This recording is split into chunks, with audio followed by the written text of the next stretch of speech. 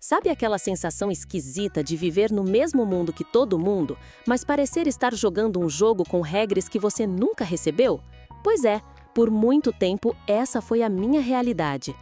Quando eu descobri que tinha TDAH, tudo fez sentido. Ou melhor, quase tudo. Porque mesmo depois de entender como meu cérebro hiperativo funcionava, ainda havia um pedacinho do quebra-cabeça que não encaixava. Uma sensação de que havia algo mais ali. Algo que sempre me acompanhou desde criança, mas que nunca foi nomeado. Olhar para trás é quase como revisitar um documentário esquisito sobre mim mesma. Eu odiava certos tecidos. Sério, roupas com etiquetas eram praticamente instrumentos de tortura medieval. Sons altos? Nem me fala. Porta automática de banheiro? Pavor puro. Só de lembrar do barulho dela ativando do nada, meu sistema nervoso até hoje dá um mini reboot interno. E claro, existia aquela paixão intensa, quase obcecada por temas específicos. No meu caso, dinossauros. Eu conseguia passar horas e horas falando sobre como o estegossauro tinha um cérebro do tamanho de uma noz. E adivinha, ninguém parecia tão empolgado quanto eu. Vá entender. Mas as respostas que eu recebia, sempre as mesmas. Para de exagerar, você é muito sensível. Fala demais, menina. E por muito tempo eu acreditei nisso. Achei que era só uma questão de me esforçar mais para ser, sei lá, mais normal.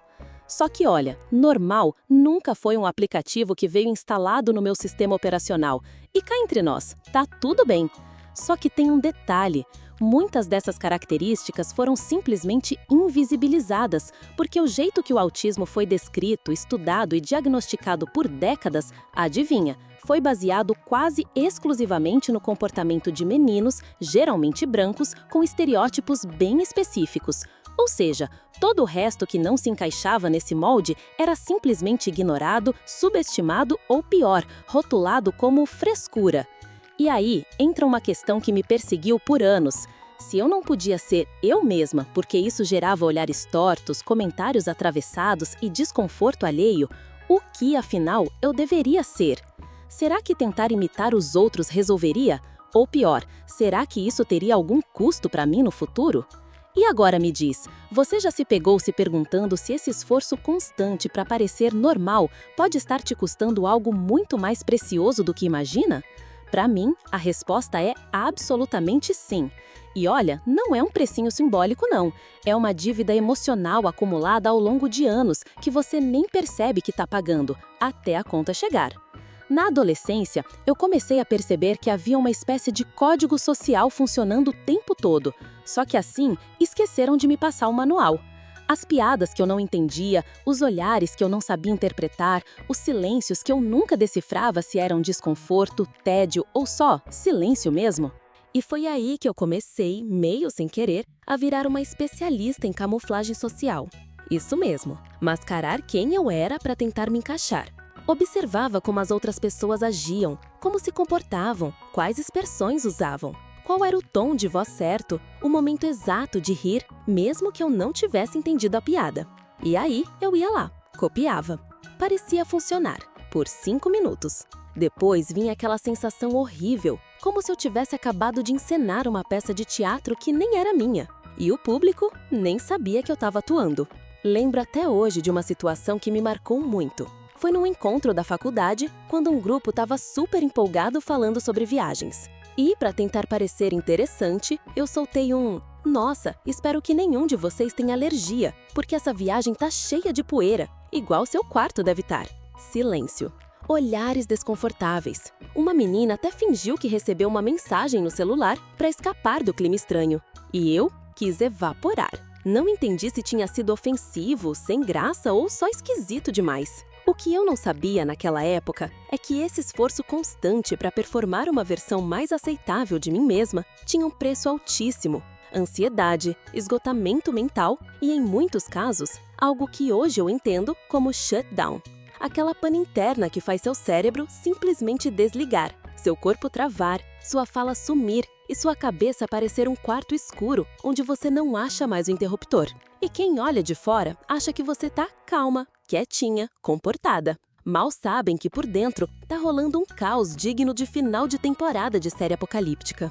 E sabe o que é mais louco? Muitas vezes ninguém percebe. Porque existe um estereótipo tão fechado sobre como uma pessoa autista deve se parecer, se comportar, falar, que se você não se encaixa nele, as pessoas simplesmente descartam essa possibilidade. Tipo, imagina, você não parece autista. Você conversa, você tem senso de humor, você até olha nos olhos.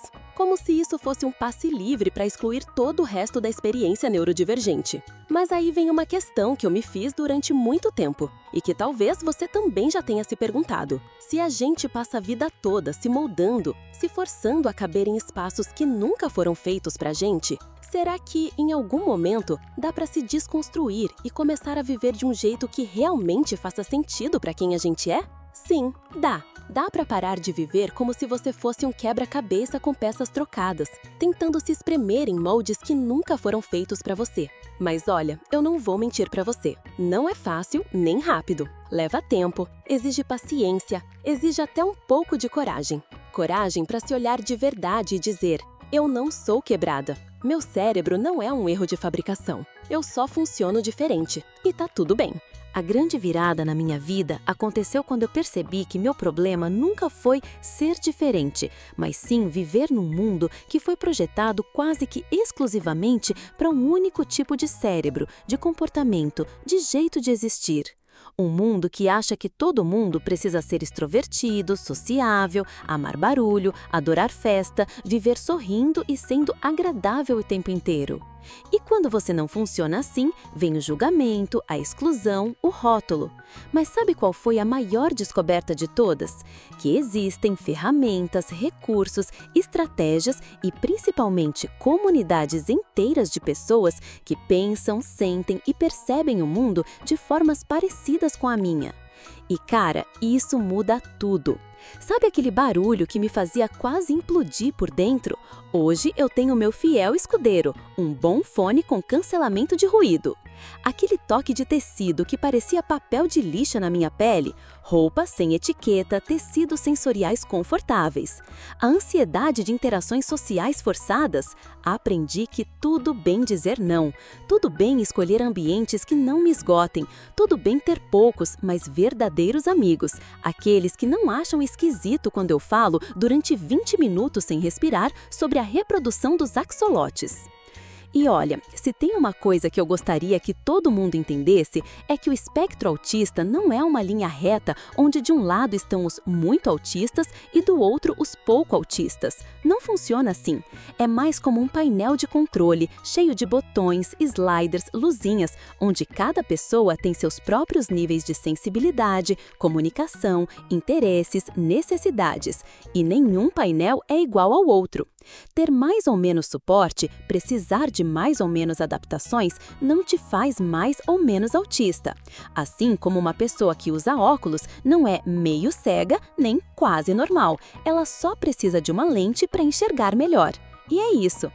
E sim, eu sei que tem gente que torce o nariz para quem fala sobre autismo na internet. Sempre aparece aquele comentário do tipo: e hoje em dia qualquer um acha que tem autismo, tá na moda. E sinceramente, essas pessoas podem ficar exatamente onde estão, na caixinha do preconceito. Porque se conhecer, se entender e buscar ferramentas para viver melhor não é modinha, é um ato de autocuidado, é sobrevivência, é na real um grito de liberdade. Aliás, se você tá aí do outro lado se perguntando: será que eu me encaixo nisso tudo? Será que essas coisas fazem sentido para mim? Deixa eu te contar um segredo. Você não precisa de permissão para se cuidar, para buscar acolhimento, para se entender. Não precisa esperar um carimbo, um selo de validação dos outros. Você merece isso. Simples assim. E se você não tem por perto pessoas que te entendem, te acolhem, te fazem se sentir menos estranho, menos deslocado, fica aqui o convite. Bora criar essa comunidade.